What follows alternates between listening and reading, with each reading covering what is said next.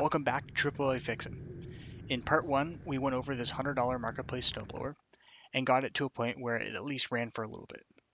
Stick around to dive into a bit of a transmission issue and what money we actually brought in towards the $5,000 challenge. I also do a AAA rating on the affordability, approachability, and appeal of the machine. Stay tuned for all that. For now, let's get into part two.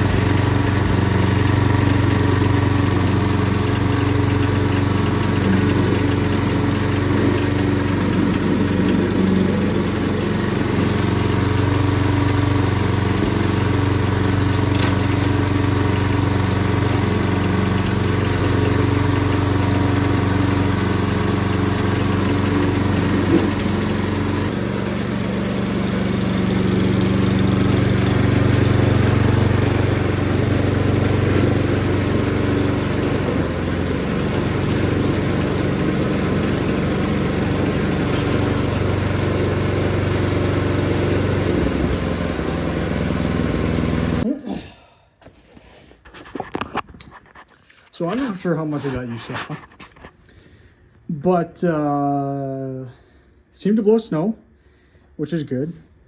But the driving was horrible. It would seem to go in reverse to the best, which is the one that's farthest to the right. So that's leading me to believe there's either a wrong size belt that's in there and for the drive, or the belt that's in there is just all chewed up. So that's going to require a separation of the bucket and the engine, and we'll kind of go from there. I've got a bunch. So my brother recently bought a house and had a bunch of used belts. I wanted to pick them up because a lot of them are in not in very good shape, as you can see, but I wanted them for references so I can fit a bunch of different sizes without having to go to the store and buying them.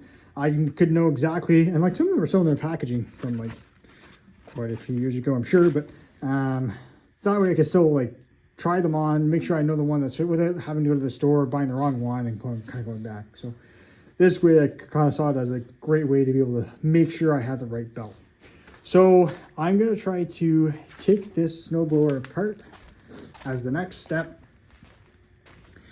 and get to those belts. Probably a good way is if we just take apart this plastic piece here and then just see what the belts look like, for because it could be an adjustment, although because it would kind of go, but kind of very slowly. Anyway, so I'll get you set up, we'll take a look at the belts, and then we'll go from there. Okay, so from what I could tell, there was only 2 bolts on either side holding it on.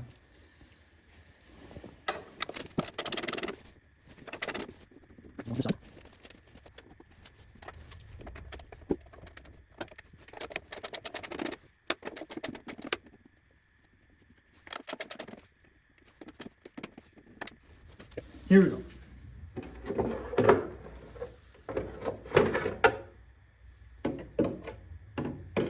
I'll set this on the ground for now. Quite a bit of slop.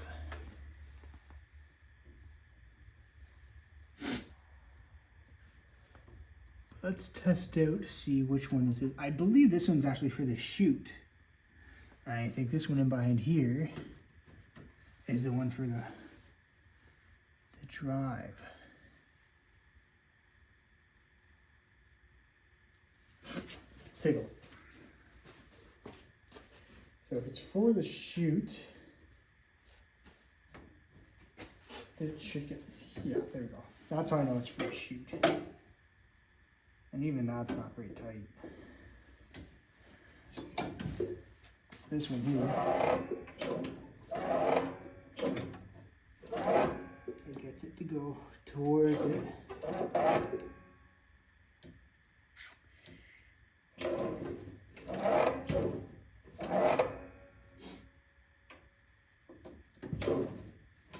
So I'll have to figure out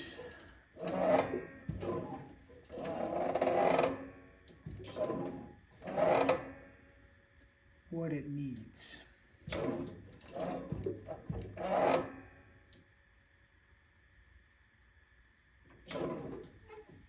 Because his belt seems to be tight enough.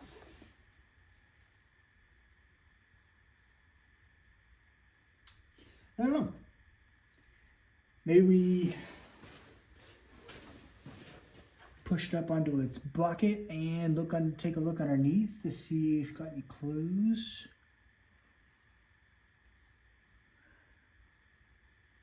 Or should we just take off the bucket and investigate that way? Because I've worked on one of these before. This same model, just a higher horsepower. And did have a belt issue. It was a lot more evident than this. The belt that I had on was for some sort of lawnmower and like a mowing deck. So the belt was so much larger than it. It had so much more of a gap, whereas this one doesn't.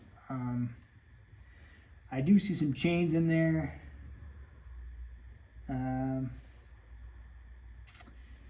Yeah. Let's turn it up on its bucket and see what we find. All right, let's take a look here. So this is what we're looking at.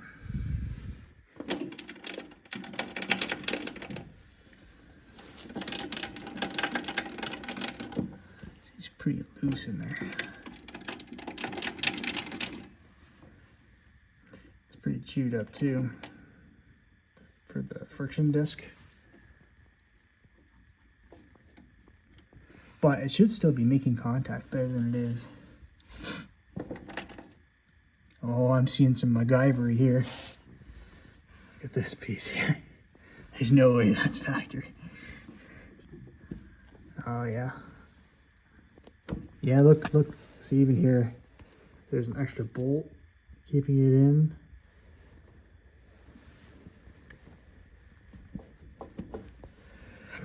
The reason they did that is because the bearings are shot. Man, I think I really got gypped over on this for sure. It's not great. It's not great at all. So there's that.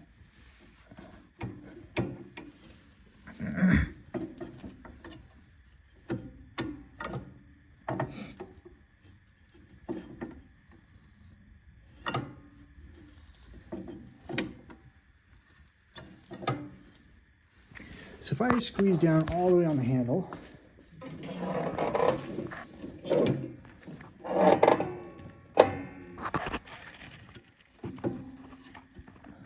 see if that actually does anything. Clamp on down.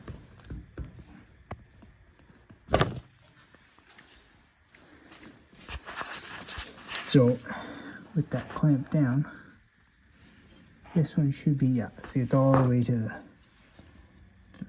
this side, which is what we want. Everything's under the load it needs to be, and I shouldn't be able to move these, which I cannot. And that's in the farthest right.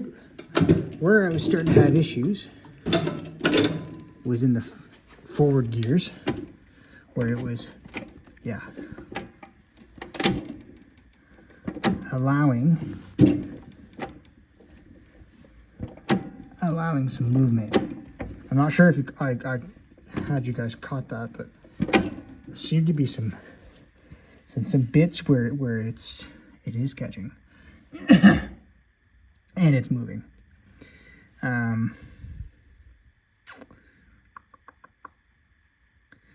Let's move it again.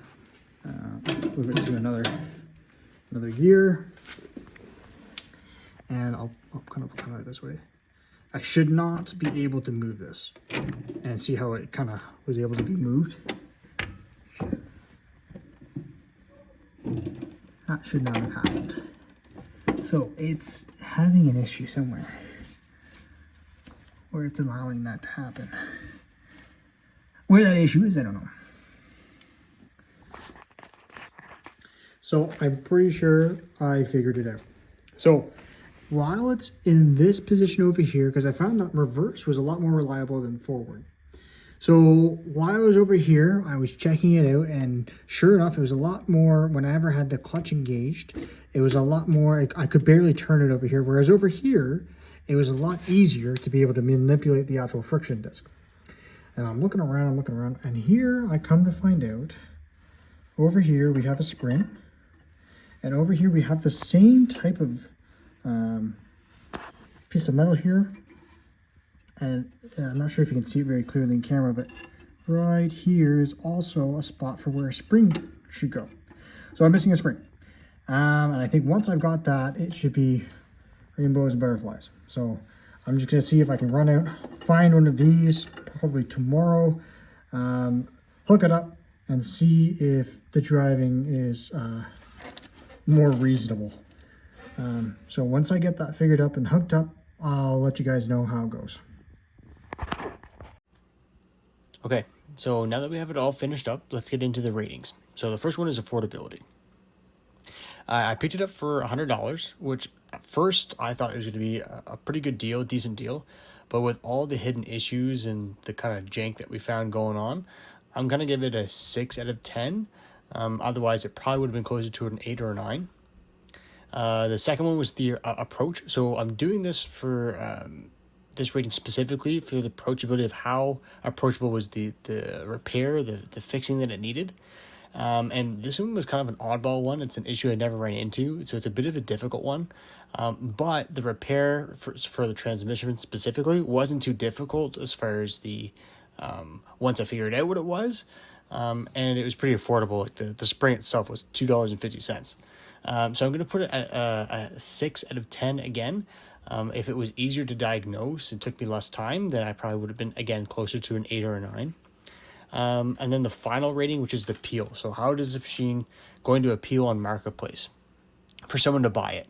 And it's definitely got some rust, and the engine, but the engine and the upper body of the snowblower, that's really the only thing. So out of that $200, $97.50 of profit goes towards our $5,000 challenge, and that sums it up.